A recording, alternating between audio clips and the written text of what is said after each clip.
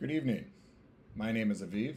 This is my spotlight presentation for deep learning and self-driving, an analysis of two deep learning concepts important to the continued expansion of self-driving vehicles.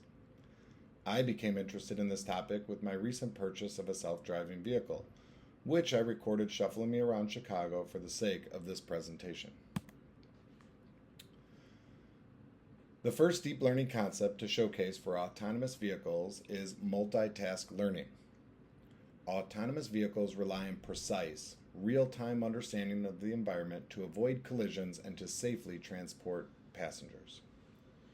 Traditionally, vehicles handled the many different separate tasks like object detection, lane detection, and drivable area segmentation with three separate neural networks that were either operating sequentially or in parallel. This was slower, cumbersome, and had many redundant calculations, making it more computationally expensive. Multitask learning is using a single deep neural network to perform several perception tasks simultaneously using the same architecture, pooling together tasks that are similar in nature, with the overall loss function for multitask learning equal to the summation of all the tasks. The minimization of the combined loss for big T, or all the tasks combined, for the neural network helps to minimize all subtasks, making the minimization more efficient. When working with multitask learning, there are various types of architecture to consider, like hard parameter sharing, soft parameter sharing, and a hybrid sharing. Hard parameter sharing shares all layers up to the final output layer.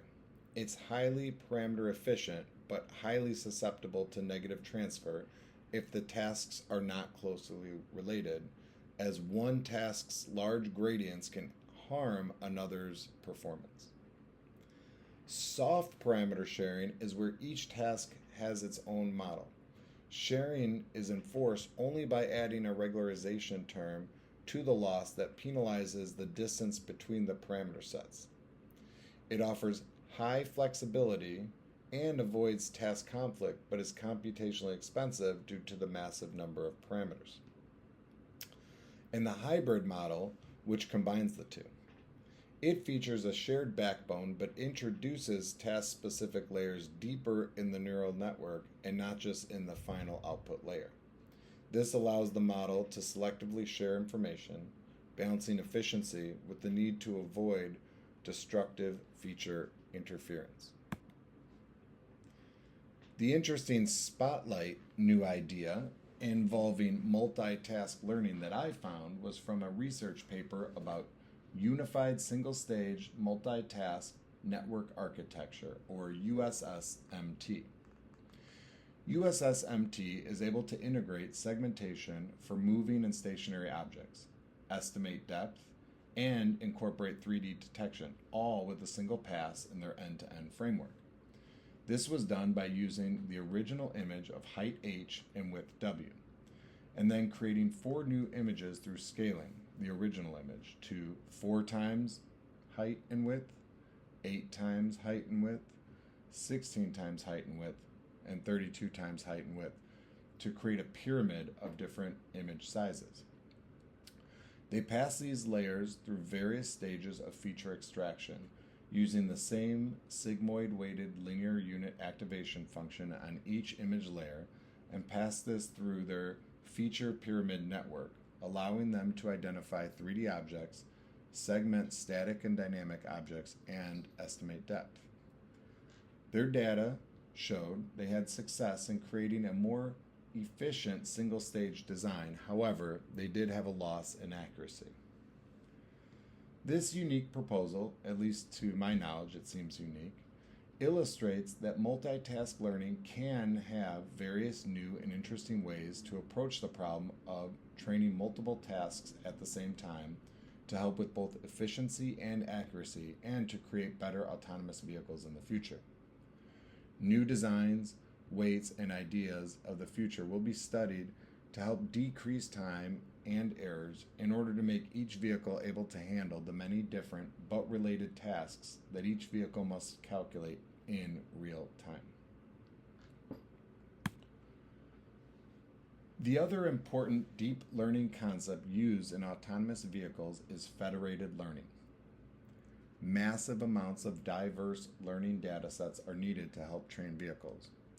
One method of getting enough good, diverse data is to use the information gathered by a fleet of vehicles already on the road, but this creates privacy concerns. To keep data safe, each vehicle can work on training a local model, with only the resulting new weights being communicated back to the server, instead of sending all the raw data.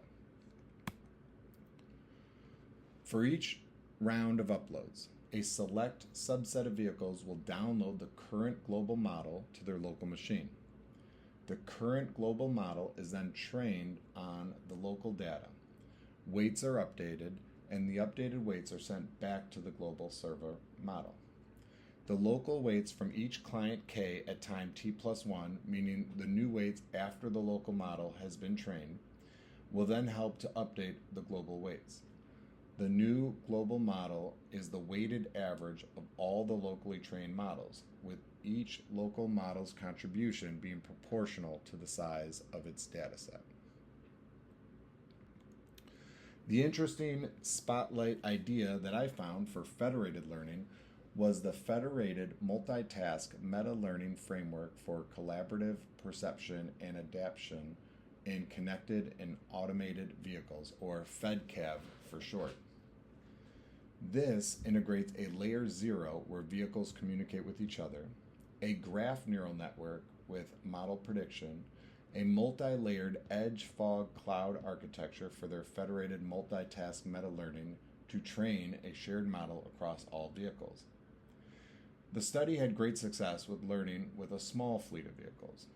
The study also noted that with each vehicle added, the time to integrate and train the fleet went up. Not linearly, but it did continue to climb steadily. This complex architecture, however, shows the many different architectures that can be in place and utilized to help build a modern federated system to allow for the most efficient and secure sharing of information. With new, more efficient architectures and various layers built on top of each other, the automobiles of the future will be safer, more autonomous, and learn from each other. Deep learning will continue to make great advances, and there will continue to be advances in deep learning. As we continue to use deep learning to solve complex operations, we will find new and better ways to train the data through multitask learning.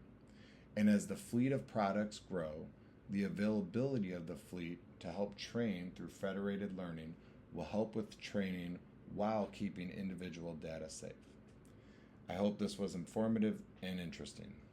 Thank you.